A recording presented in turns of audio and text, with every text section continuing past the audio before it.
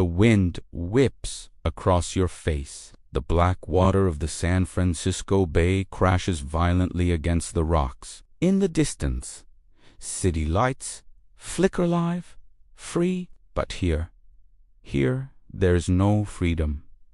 Only stoned iron and silence. Welcome to Alcatraz, the place where America sent the men the system itself could no longer control. Now, picture this.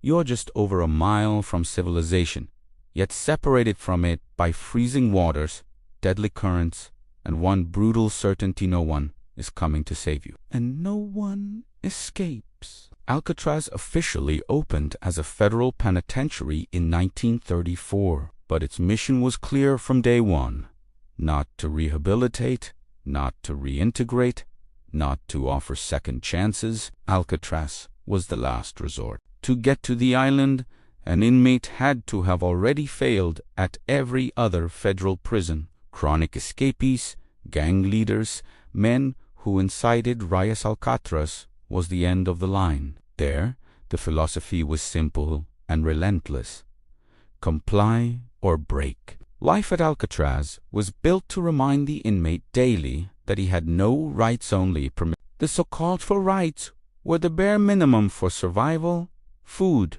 clothing, shelter, and medical care. Everything else was a privilege. Working, reading books, playing music, receiving visitors, all had to be earned through exemplary behavior. And even then, nothing was easy. In the early years, the dreaded rule of silence was in effect. Inmates were forbidden to speak. No voices, no exchanging words, just the sound of footsteps echoing through concrete corridors. For many, this absence of human interaction was more devastating than any physical punishment. Men hardened by crime began talking to themselves. Others lost all sense of time. Some were never the same again. And if that wasn't enough, there was D Block, known as the Hole. D Block was the heart of punishment. Dark, damp, freezing cells. Inmates isolated for days, sometimes weeks, without light, without human contact, living on minimal rations. It wasn't just punishment. It was an experience designed to break the mind. But perhaps the greatest cruelty of Alcatraz wasn't found inside the cells, but outside of them. At night, when the wind died down, the inmates could hear life happening. Laughter drifting from bars, music carrying across the water, car horns, parties, voices. San Francisco was right there. So close, it seemed you could touch it, yet infinitely far away. That proximity to freedom became a constant psychological torture, a daily reminder of what they had lost and would never get back. Among these men were some of the most infamous criminals in American history. Al Capone, the powerful Chicago boss, arrived on the island a legend. He left a broken man. Syphilis, aggravated by the isolation, ate away at his mind. The man who once challenged the United States government ended his days confused, frail, and forgotten. Robert Stroud, known as the Birdman of Alcatraz, is often romanticized by Hollywood.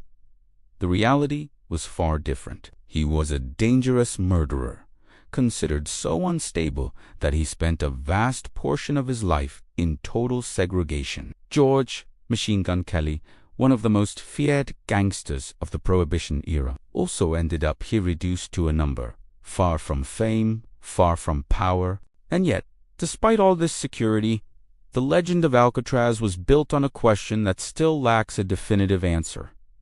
Did anyone ever escape? Between 1937 and 1962, there were 14 escape attempts involving 36 men. Officially, none succeeded. The most famous occurred in 1962, when Frank Morris and the Anglin brothers vanished into the night, leaving behind empty cells and dummy heads made of soap, toilet paper, and hair. The FBI concluded they drowned, but their bodies were never found. The mystery remains.